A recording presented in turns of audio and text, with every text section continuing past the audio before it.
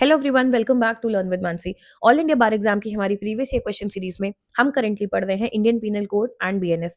ये पार्ट 2 है। पार्ट 1 आज ही चैनल पे अपलोड हुआ है, नहीं देखा हो तो पहले जरूर देख लो। इसके टोटल 5 पार्ट आएंगे, प्लीज पांचों को देखना। हम 14 से 24 की तरफ बढ़ रहे हैं, तो लास्ट के पार्ट स्पेशली रीसेंट ईयर्स को कवर करेंगे, which will help you to understand कि रीसेंट ईयर्स में कैसे क्वेश्चन आ रहे हैं एंड स्पेशली बीएनएस के क्वेश्चन किस टाइप के आएंगे। Okay, without wasting any time आगे बढ़ते हैं। टेलीग्राम चैनल जरूर ज्वाइन कर लेना, वहां पे जब ये आईपीसी खत्म हो जाएगा तो इसके पूरे प्रीवियस क्वेश्चन की पीडीएफ अपलोड हो जाएगी। हम 7 से 8 सब्जेक्ट्स ऑलरेडी कवर कर चुके हैं अपने चैनल पे, उनकी पीडीएफ्स ऑलरेडी यहाँ पे हैं और उनके लेक्चर्स नहीं देखे हैं तो जरूर देख लो। You can also connect with us on our Instagram to stay updated. ठीक है, चैनल को सब्सक्राइब नहीं किया तो जरूर कर लो। विदाउट वेस्टिंग एनी टाइम आगे बढ़ते हैं। पहला क्वेश्चन देखते हैं। The chief elements necessary to constitute a crime are. किसी चीज को क्राइम कहने के लिए, किसी इवेंट को क्या चीजें इंपॉर्टेंट है? Option A human being, option B evil intent, option C injury to another human being और सोसाइटी, या फिर D all of the above. Correct answer is D all of the above. देखो, section 11 हमें persons की बात करता है, कोई इंसान क्राइम करेगा, राइट? आप किसी जानवर को थोड़े पकड़ोगे कि उसने जाके क्राइम कर दिया है, तो ह्यूमन बीइंग होना जरूरी है। इविल माइंड, हमने पिछले पार्ट में कम से कम 4 क्वेश्चन इस पे सॉल्व किए थे। मेंस रिया, गिल्टी माइंड, या कि आपके दिमाग में वो इविल ख्याल है कुछ गलत काम करने का, ठीक है, तो आपका इविल इंटेंशन है। Third, injury to another human being और सोसाइटी, आप जो कर रहे हैं उससे किसी और दूसरे इंसान को या समाज को नुकसान पहुंच रहा है, तो ये तीनों बातें सही हैं। ठीक है, mens rea evil intent. Section 44 injury की बात करता है, any harm illegally cause to body mind reputation और प्रॉपर्टी। तो क्राइम क्या हुआ? कोई ह्यूमन होना चाहिए। Bad mind and bad act, human हो गया आपका एक्टर इस केस में, bad mind is mens rea and bad act को हम कहते हैं एक्टर्स रियस। नेक्स्ट क्वेश्चन देखते हैं। A, a surgeon knowing that a particular operation is likely to cause death of Z, who suffers under painful complaint, but not intending to cause Z's death and intending in good faith performs that operation on Z with Z's consent. A has committed no offense। ये बात किस section में कही है? Basically ए एक surgeon है और वो ये जानता है कि ऑपरेशन करने के बाद भी जी के बचने की चांस बहुत कम है, जिसकी वजह से उसकी डेथ हो सकती है, जो कि बहुत पेन में है। तो भले वो उसकी इंटेंशन नहीं है कि जी की डेथ हो जाए, ठीक है, गुड फेथ में ऑपरेशन परफॉर्म कर रहा है और जी के कंसेंट से ही कर रहा है, तो उसने कोई ऑफेंस नहीं किया है। ये बात तो कॉमन सेंसिकल भी हमें समझ में आ रही है, पर ये कहाँ कही है? ऑप्शन है सेक्शन 88, 89, 90 या 87। इजी क्वेश्चन है, इस चीज को देख के, लंबा स्टेटमेंट देख के लोग घबरा जाते हैं। 4 सेक्शन दिए, चारों में जाके देखो इस चीज को। देखो, आंसर इज ए सेक्शन 88। नाम पढ़ो। Act not intended to cause death done by consent in good faith for persons benefit. पूरी जो कहानी वहां दी है ना, उसे छोड़ दो, मेन टॉपिक को देखो कि उसकी इंटेंशन नहीं है कि सामने वाले की डेथ हो, सामने वाले के कंसेंट से गुड फेथ में सामने वाले के बेनिफिट के लिए कुछ अगर किया जा रहा है, तो फिर उस केस में अगर डेथ होती भी है तो उसे आप ऑफेंस नहीं मानेंगे। और सेम देखो, यहाँ इलस्ट्रेशन दिया है जो अब हमारा क्वेश्चन था। ठीक है, नेक्स्ट क्वेश्चन देखते हैं। The distinction between sections 299 and 300 was made clear by Melvill J in which case? Gurchand Gore, Govinda, Hayward या गोविंद वर्सेस रेज? इसका इसका करेक्ट आंसर है बी, रेज वर्सेस गोविंदा। 299 बात करता है कल्पेबल होमिसाइड के बारे में एंड 300 बात करता है मर्डर के बारे में। ठीक है, ये इन जनरल भी याद रखोगे तो आपके लिए फायदा है। Culpable homicide likelihood of death की तरफ जाता है, जबकि 300 मर्डर में सर्टेनिटी ज्यादा होती है, there is higher degree of intention. ठीक है, तो जो गोविंदा है 18 इयर्स के थे और उनकी वजह से उनकी वाइफ की डेथ हुई थी जो 15 साल की थी। क्यों? क्योंकि वो अपनी वाइफ को किसी झगड़े में मार रहे थे। मारते मारते कुछ ऐसा हुआ, कुछ ऐसा लग गया जिसमें उसकी वाइफ की डेथ हो गई। सेशंस कोर्ट ने उसे मर्डर का कन्विक्ट किया कि तुमने अपनी वाइफ का मर्डर किया है। ठीक है, बॉम्बे हाईकोर्ट ने इसे ओवरटर्न और कहा कि ये कल्पेबल होमिसाइड है और मर्डर नहीं है। क्या उसकी इंटेंशन अपनी बीवी को जान से मार देने की थी? नहीं, वो मर्डर नहीं करना चाहता था अपनी वाइफ का, उसका इंटेंशन मर्डर का नहीं था। क्राइम में इंटेंशन बहुत ज्यादा मैटर करता है। झगड़ा हो रहा था, हाथ उठाना गलत था, नो डाउट सजा तो मिलनी चाहिए। मर्डर और सामने वाले की डेथ हुई है इसलिए भी सजा होनी चाहिए। पर सवाल ये आता है, क्या वो दूसरे इंसान का मर्डर करना चाहता था, या इट इज कल्पेबल होमिसाइड की उसमें मर्डर हो गया, डेथ हो गई दूसरे की? तो सुप्रीम कोर्ट ने कहा कि ये एक्ट इस इंटेंशन से नहीं किया गया था कि सामने वाले को मार दिया जाए, इसलिए इसे मर्डर नहीं बोलेंगे, दिस इज कल्पेबल होमिसाइड। तो इस केस में ये बात बहुत क्लियरली उठी थी कि इन दोनों में क्या डिफरेंस है। ठीक है, next question. This section was enacted to meet the cases of dowry death. Dowry death से जुड़े हुए केसेस को डील करने के लिए, बेटर वे से हैंडल करने के लिए कौन सा सेक्शन इनैक्ट किया गया था? 366 ए, 477 ए, 498 ए या फिर 489 ए? नॉर्मली आप सोचोगे 304 डाउरी, 304 बी डाउरी डेथ तो अलग से दिया हुआ है, वो यहाँ कहाँ से आ गया? बट जब आप चारों सेक्शन के कंटेंट को देखोगे, 498 ए देखो कहाँ आता है, क्रुएल्टी बाय हस्बैंड और रिलेटिव्स ऑफ हस्बैंड। और 498 ए का ऑफिशियल नाम है हस्बैंड और relative of husband of a woman subjecting her to cruelty. तो एक पति या पति के घर वाले मोस्टली औरत के साथ क्रुएल्टी किन केसेस में कर रहे होंगे? देखो यहाँ पे क्लियरली मेंशन्ड है कि कोई अनलॉफुल डिमांड है किसी प्रॉपर्टी की, कोई वैल्यूएबल सामान की, जिसको वो नहीं पूरा कर पा रही है या उससे जुड़े हुए लोग पूरा नहीं कर पा रहे हैं। इसको क्या कहते हैं? इसको दहेज कहते हैं, डाउरी कहते हैं। कोई प्रॉपर्टी की डिमांड, कोई सामान की डिमांड जो लड़की से की जा रही है या उससे जुड़े हुए लोग यानी उसके मायके वालों से की जा रही है और उससे रिलेटेड क्रुएल्टी की जा रही है उसके साथ, तो वो 498 ए में कवर होता है, ठीक है? तो इसलिए जो 4 सेक्शन है, बाकी 3 तो ऑप्शंस आप देखोगे जब इंडेक्स में चेक करोगे या कंटेंट चेक करोगे, उनका तो लेना देना ही नहीं है डाउरी से। ये डायरेक्टली लिखा नहीं है, बट देखो इन्फेरेंस यही निकल रहा है कि अगर अब यही तो हुआ डाउरी, है ना? तो इससे जुड़े हुए इश्यूज को डील करने के लिए, औरतों को जस्टिस दिलाने के लिए ये सेक्शन आया था ब्रॉडर सेंस में, ठीक है? Next question, what is meant by homicide? Homicide किसे देते हैं कहते हैं? Option A, suicide by human being not at home, उस इंसान का सुसाइड करना जो घर पे नहीं है। Option B, suicide at home, घर पे सुसाइड करना। Option C, killing of a human being by another human being, या फिर D, killing of human being by animal. मतलब ये बहुत कॉमन सेंसिकल क्वेश्चन है, घर पे सुसाइड करना, बाहर सुसाइड करना, ये सब तो बेकार के ऑप्शन हो गए, ठीक है? इसका होमिसाइड से कोई लेना देना नहीं है।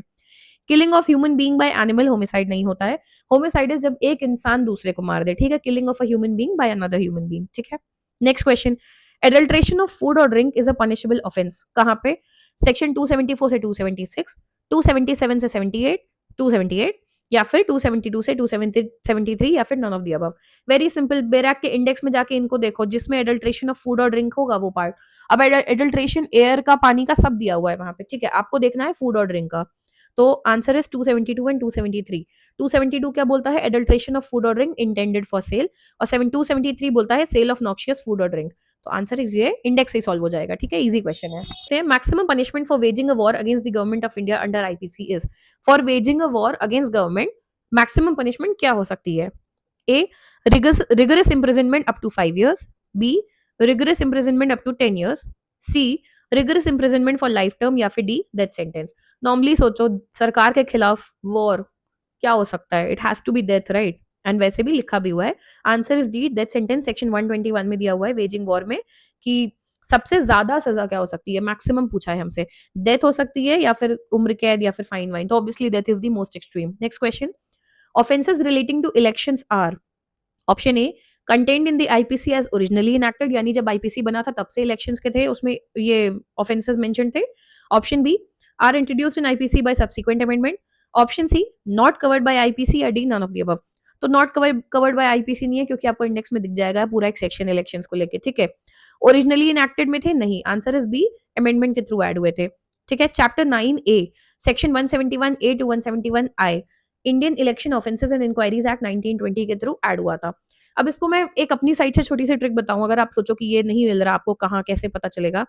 जब भी इस तरीके से कोई सेक्शन मेंशन हो, आप खुद सोचो, अगर आप खुद गिनती लिख रहे हो तो आप 1 2 3 4 5 6 लिखोगे, उसमें बीच में ए बी सी क्यों करोगे? ये तब होता है जब आपको कुछ ऐड करना होता है ना? कि आप चल रहे थे 1 2 3 4 5 6 7, अब आपसे कोई बोल दे इससे जुड़ा हुआ एक क्लॉज और बना दो, तो आप कहोगे अच्छा 5 5 के साथ 5A, अच्छा इसी टॉपिक पे एक और बनाना है 5B। तो ए बी ये सब कब आता है? जब एक्स्ट्रा चीजें ऐड की जाती हैं, ठीक है? कि उसी के अंडर और चीजें ऐड करनी है। तो 9A पढ़ के समझ में आ रहा है कि अमेंडमेंट में ऐड किया गया है, ठीक है?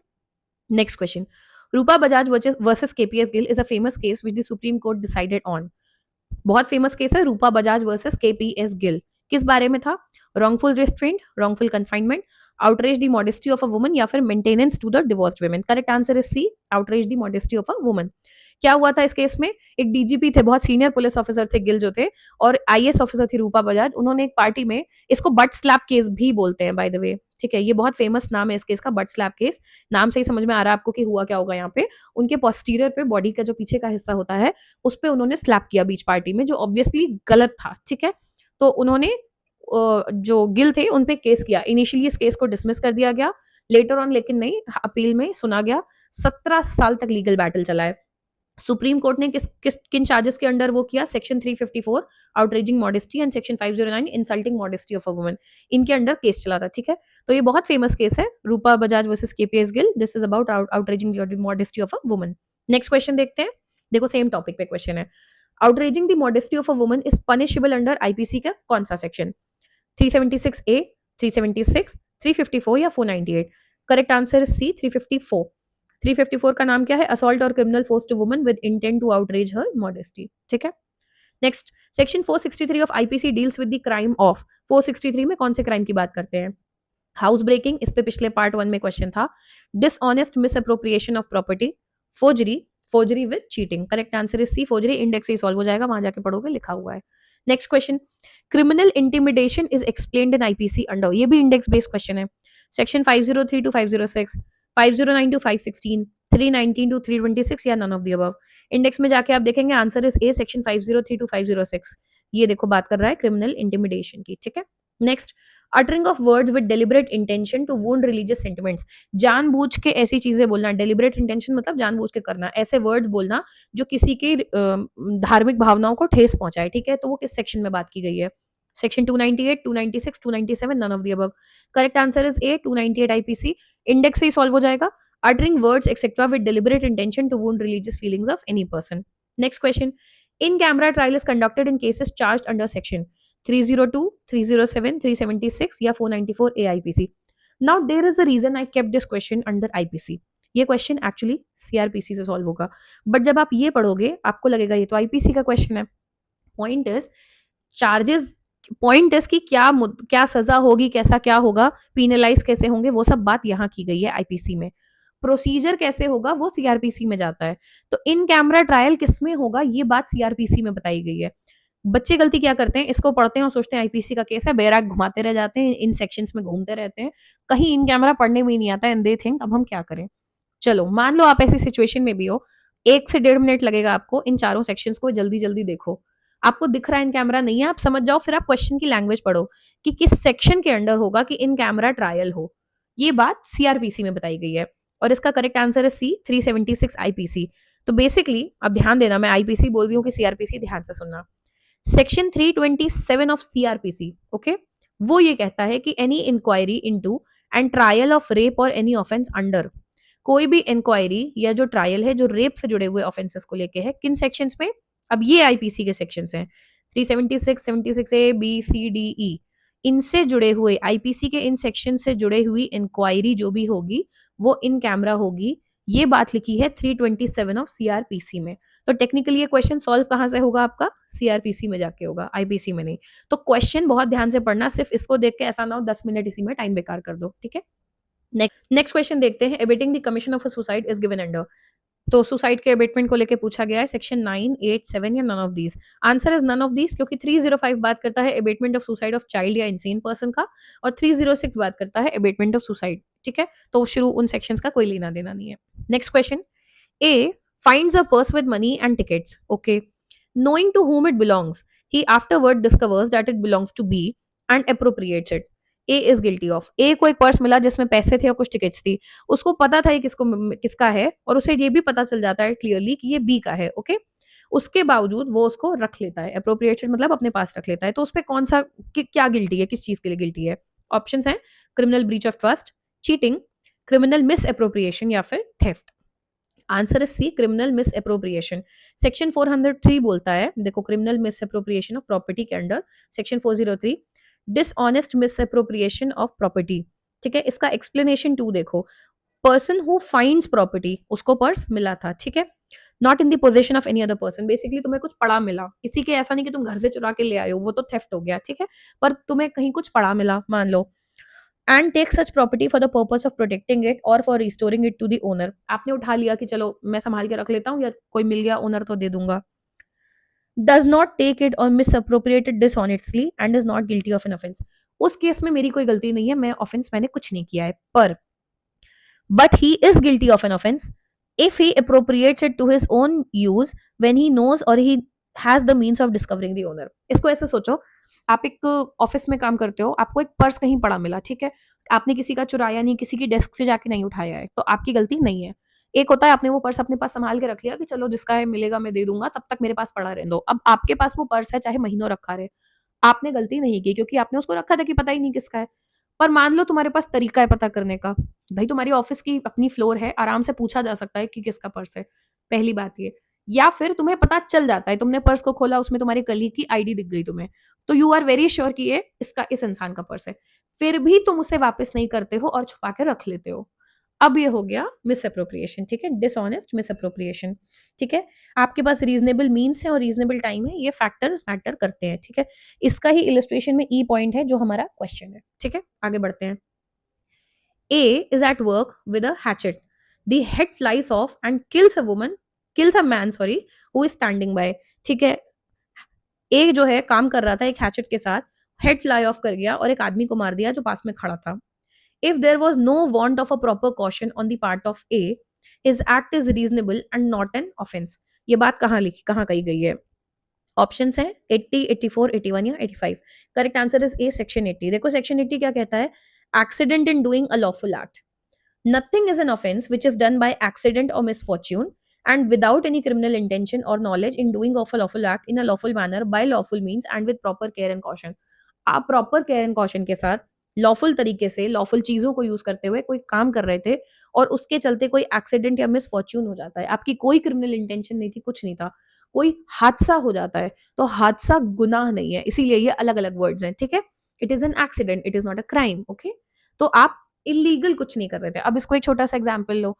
आप कार ड्राइव कर रहे हो पर आप स्पीड लिमिट के ऊपर हो या आप ड्रंक हो और आप एक्सीडेंट करते हो, तो यहाँ पे आपकी गलती इसलिए है क्योंकि आप लॉफुल मैनर में लॉफुल तरीके से चीजें नहीं कर रहे थे, तब किसी को नुकसान हुआ तो वो एक्सीडेंट नहीं कहलाएगा. ठीक है, आपकी गलती है वहां पे.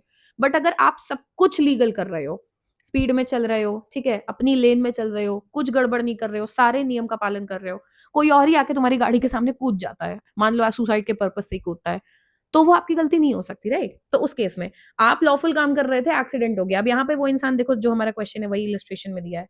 वो इंसान काम कर रहा था, उसमें से कुछ उड़ के चला गया और किसी की डेथ हो गई. उसकी क्या गलती बेचारे की, है ना? तो ये वाली बात है. We are done with part 2. इसके बाद 3 पार्ट और आएंगे और कल के अंदर ही आएंगे. सो स्टे ट्यून, जरूर देखना स्पेशली बाकी 3 पार्ट, क्योंकि वो अब क्वेश्चंस कवर करेंगे जो 24, 23, 22, 21 इन ईयर्स में आए हैं और उसमें बीएनएस के क्वेश्चंस भी इंक्लूडेड होंगे. टेलीग्राम चैनल जरूर ज्वाइन कर लेना, वहां पे हमारा डिस्कशन ग्रुप भी है, उसे भी जरूर ज्वाइन करना. Do like share and subscribe. कोई भी डाउट हो कमेंट कर देना. एंड अगर किसी क्वेश्चन में कुछ एरर लग रहा है, आपको आंसर नहीं समझ में आ रहा है, फील फ्री टू कमेंट. अगर कुछ मेरे साइड से रेक्टिफिकेशन हुआ, I mostly do it in the comment section and pin it, ताकि और भी कोई बाद में लेक्चर देखे तो उसे देख सके. इंस्टाग्राम पे डू फॉलो अस, वहां पे आपको अपडेट मिलती जाती है कि हम अगला लेक्चर कब अपलोड कर रहे हैं. ठीक है, stay tuned and keep watching.